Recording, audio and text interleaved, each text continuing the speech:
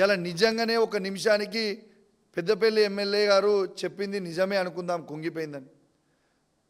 కుంగిపోయి ఉంటే ఆ డ్యామ్ని కట్టిన కాంట్రాక్టర్ ఎవరు? రాఘవ కన్స్ట్రక్షన్స్. రాఘవ కన్స్ట్రక్షన్స్ ఎవరిది? ఇలా రెవెన్యూ మినిస్టర్ అయిన పొంగులేటి శ్రీనివాసరెడ్డి గారిది రాఘవ కన్స్ట్రక్షన్స్. అది కట్టింది తనే కదా. మరి ఇలా తను కడితే ఇలా కంపెనీని బ్లాక్ లిస్ట్ పెట్టుంది.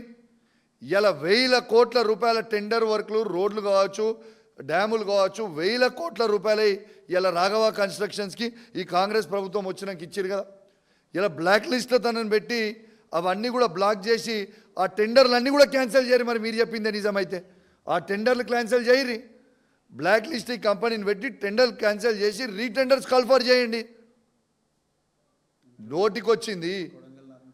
కొడంగల్లో ముఖ్యమంత్రి రేవంత్ రెడ్డి గారి కొడంగల్ నారాయణపేటలో కూడా ఆయనవే టెండర్, ఆయనే రాఘవ కన్స్ట్రక్షన్స్ ఉన్నాయి కదా, ఇచ్చిరు కదా టెండర్లు, 1000 కోట్ల రూపాయలు ఇచ్చిరు కదా.